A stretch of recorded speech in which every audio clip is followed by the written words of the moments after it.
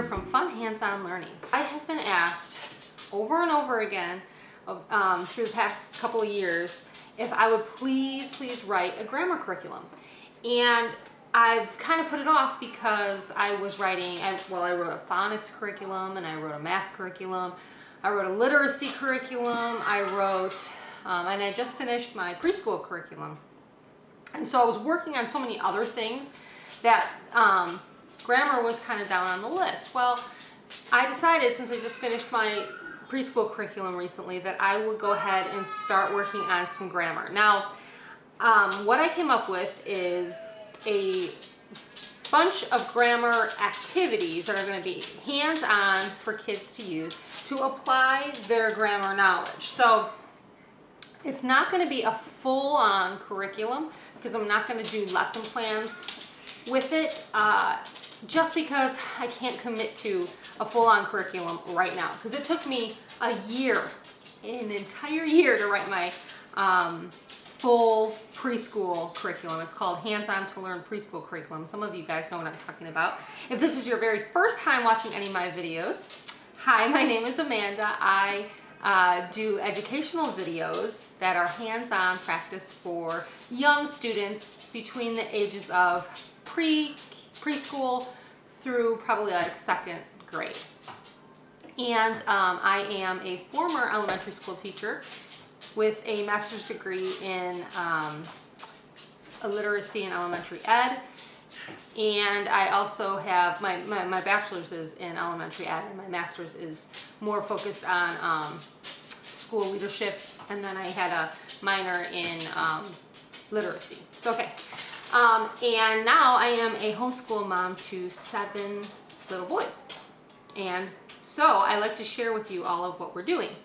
And I write curriculum and all of that. Well, getting back to the topic of grammar, what I wanted to do is provide you and me with some activities that are fun, that are hands-on, but that apply knowledge and help build the students' muscle memory. Now, if you know anything about me and what I've been talking about lately is just the importance of that muscle memory, because that's how we learn. And especially for those kids who may have special needs or may just need more reinforcement, or may, really for any kid, memory is the key. So repetition and doing things over and over again is really the key to remembering and learning how to do anything. Think about it in your own experience through life. Whenever you're learning to do anything, even if you have, people have different learning styles. Some learn auditorily, some learn visually, some learn kinesthetically, using their hands and things. But no matter how you learn, repetition is important. So if you're an auditory learner, hearing it over and over again is what's going to make you remember it. If you are a visual learner, seeing it over and over again is going to help you. If you are a kinesthetic learner, doing it over and over again is going to help you. And for any of us, all 3 of those things together might be exactly what we need. We need it visually, we need it auditorily, and we need it to do it. And so what I'm going to really try to focus on as I'm writing this grammar, I'm not going to call it curriculum, but I'm calling it a grammar bundle, because what it is going to be a bundle of a bunch of different grammar activities to help students apply what you've taught them. So if you teach them what a noun is, okay? A noun is a person, place, or thing. And I have some grammar posters that you can use to teach that, and I will do a separate video on how to use those little charts, grammar charts, in an instructive way. In fact, I'm going to do a series of videos on this grammar. This grammar bundle is called The Best Starts for Language Arts. The Best Starts, the number 4, Language Arts. And it's going to consist of nouns, verbs, pronouns, adjectives, the types of sentences like interrogative, imperative, although I'm not calling them that, and I'll get to that in a minute. And then besides the type of sentences, and then punctuation, like we need our end marks, right? We need our periods and our question mark and our exclamation points and when to use those and that kind of thing. Now, I'm focusing the activities specifically on those early learners. So what you would teach when you're first introducing these grammar concepts. So I'm looking at end of first grade and second grade learners. Those learners who are just learning what a noun is, who are just learning what a verb is, just learning what a pronoun is, just learning what an adjective is. All of those simple things. They've just learned how to read. They can read sentences decently well, and now they're learning to pick out those words in a sentence. So, so those are what my activities are gearing towards, and that's why I didn't go into interjections. I didn't go into I'm not going into conjunctions. I'm not going into prepositions, because those are higher level thinking grammar skills that would probably come more third grade-ish. And so I'm sticking to the ones that you teach first. So you're going to teach nouns first, verbs, right? Those are the basics, right? Subject and predicate, noun, verb. So I'm sticking to nouns, verbs, adjectives. Those are easy to teach because you're just describing things. And some other pronouns, taking the place of a noun. So once they've got the nouns well, they can move on to the pronouns. So I'm sticking to those 4 parts of speech. And then I'm also adding in, they need to be able to know the 4 types of sentences, okay? And instead of calling it an interrogative sentence, we're calling it a question. Instead of calling it an ask, or, well, no, actually, I think I called it an asking sentence, yes. So instead of calling it interrogative, I called it asking. Instead of calling it declarative, it's telling, right?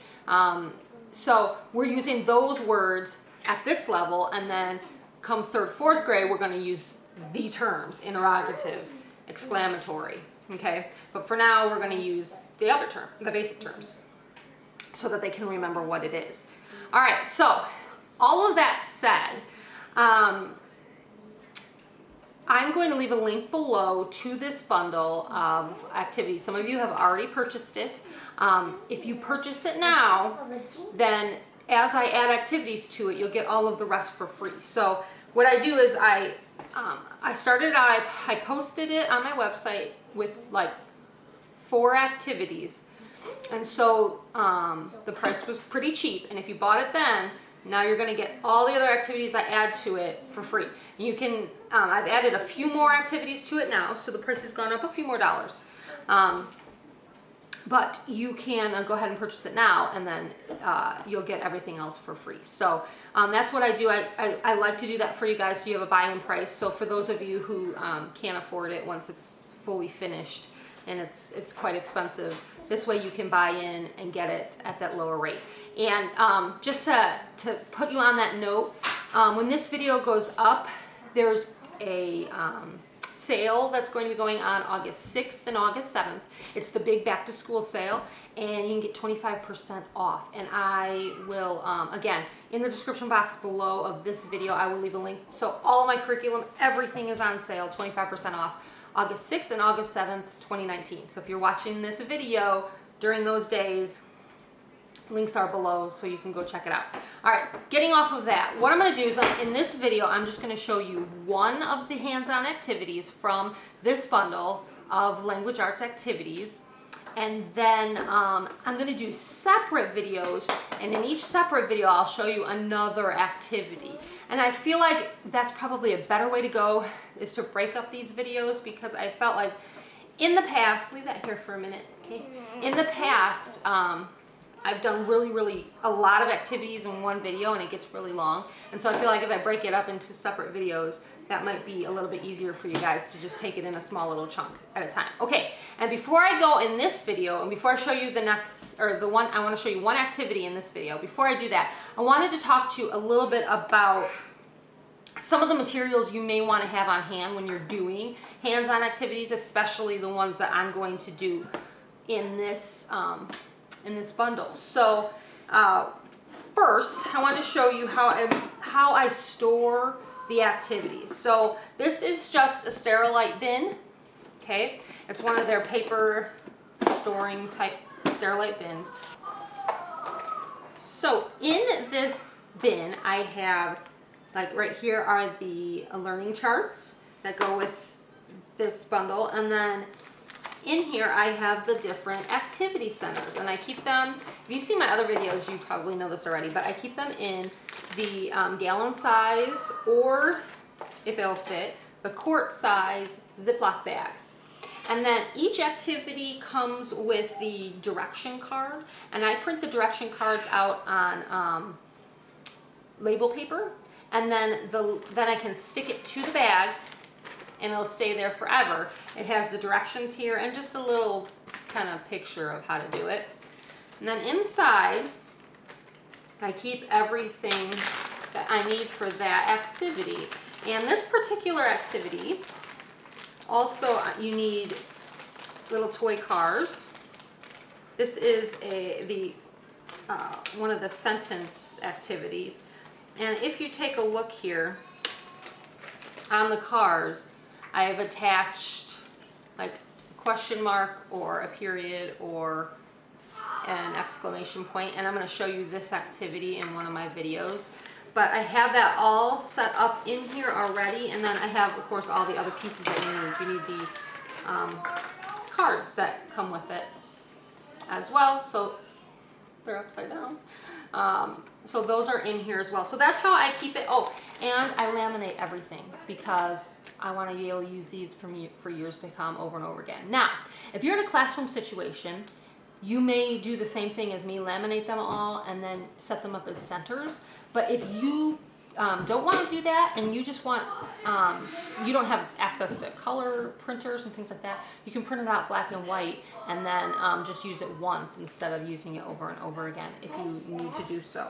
And that way you can distribute it to all your students. Okay, so that's how I keep them, and if you see, I have, every single one.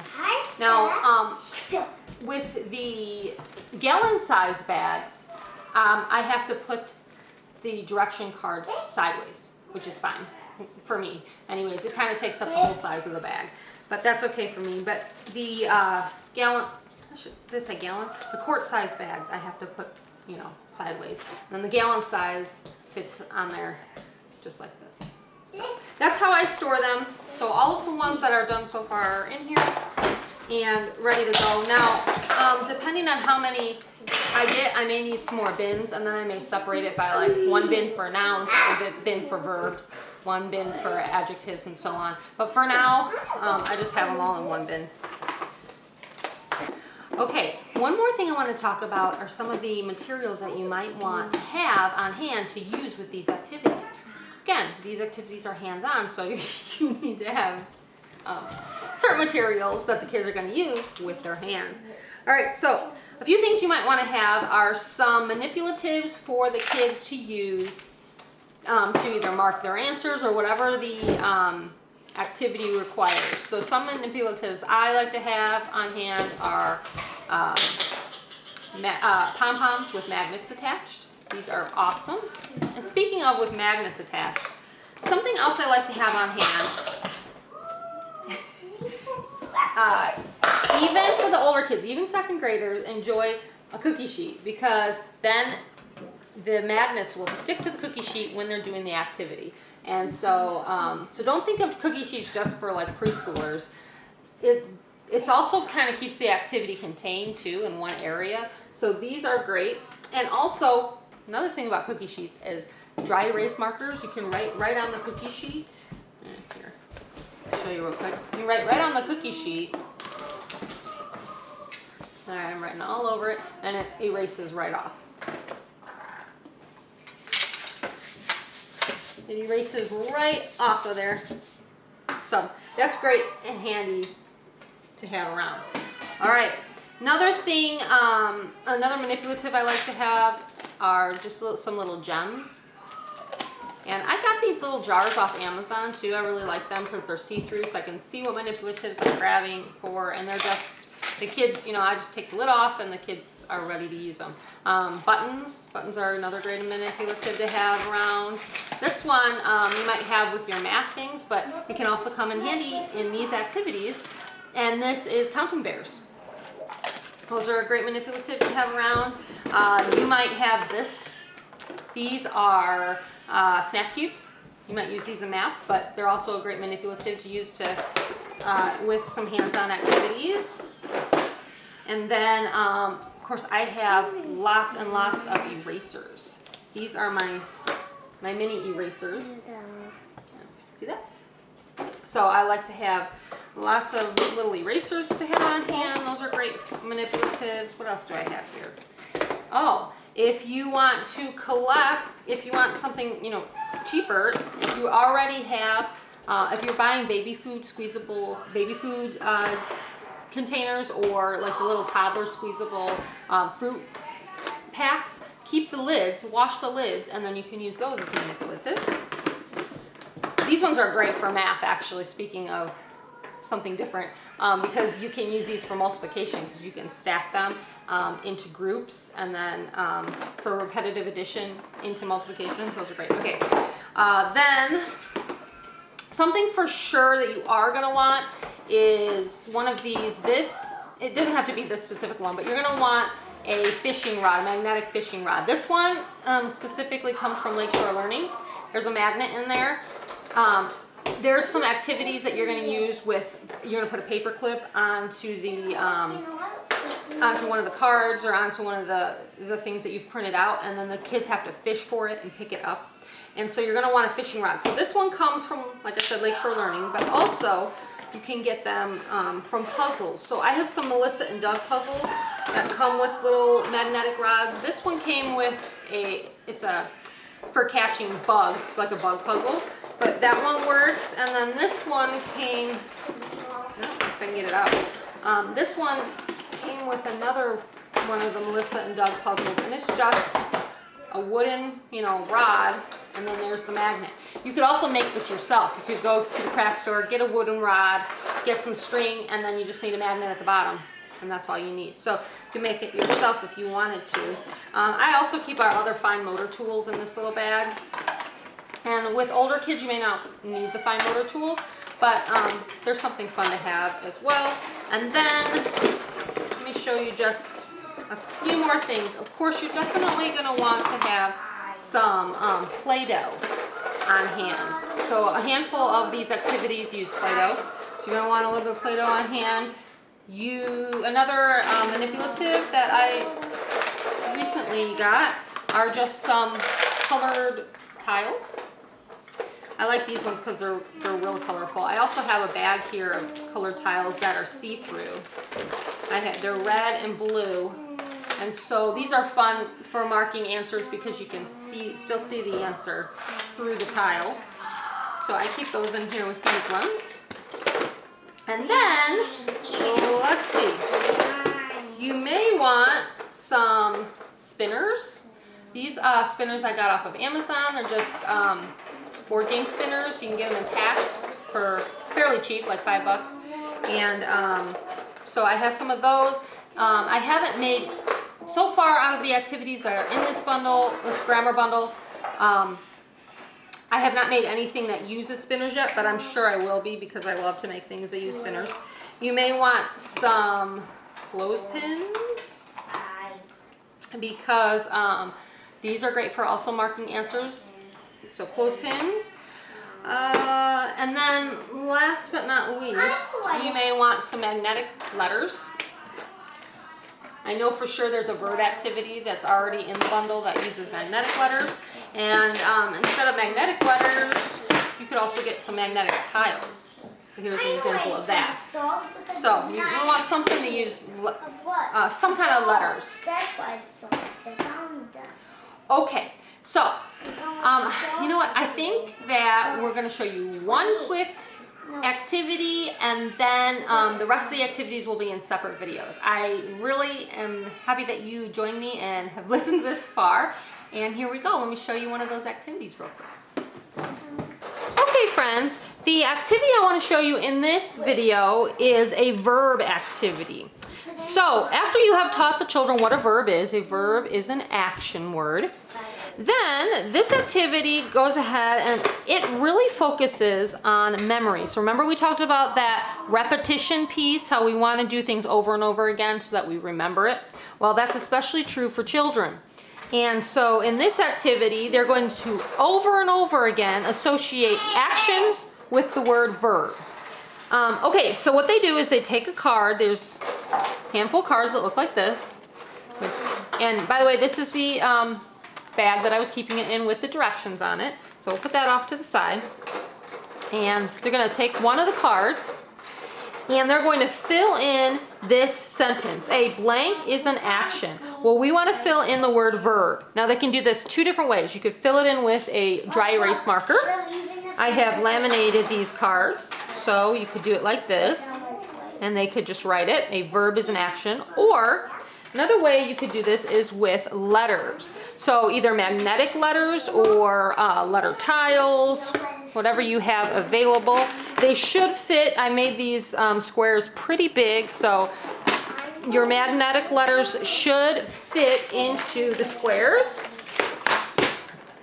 This is my set of magnetic letters. They're blue consonants, red vowels. All right, so I'm going to go ahead and fill this in. So they're going to do this part on each card. So I'm going to write V, E, R, B. Okay, after they fill that in, then they're going to look at the verb that's on the card. This verb says dance. There are little pieces here with different pictures, and I have the answer here right on top. They're going to find the answer, and they're going to place it here. Now, another thing you can do is you could add Velcro if you want to make this where they stick on there. That's another option as well. I didn't do that. I'm okay with not having the Velcro on there, but that's another piece to this activity that you could add. Now, this card is finished, so I can go ahead and take my pieces off, put this card over to the side, and take another one. All right. Again, I'm going to say this sentence to myself again as I fill in. And that's what you want the kids to do. You want them to read it again. A verb is an action. Again, it's that memory piece. It's that repetition. And now I'm going to find my matching card. So here's my verb, swim. Swim is an action. And I'm going to look for it in my little pieces here. I think I saw it back here. Yep. Swim. I'm going to add it to my card, and I'm done. Then I do the next card, and so on. So that's how this activity works. They're going to continually say the sentence. A verb is an action as they fill in the letters. And then they're going to match up their action pictures with their action word, their verb. So here I have the word bounce. So I'm going to find, there's a picture of somebody bouncing a ball. Here we go. Okay, so you get the idea. All right, be on the lookout for more videos with more of these activities from this bundle. This bundle is called The Best Starts for Language Arts. All right, guys, I hope this gave you some good ideas on how to practice grammar with your young students and bringing in that memory repetition piece as well for your early learners. We'll see you next time. Bye.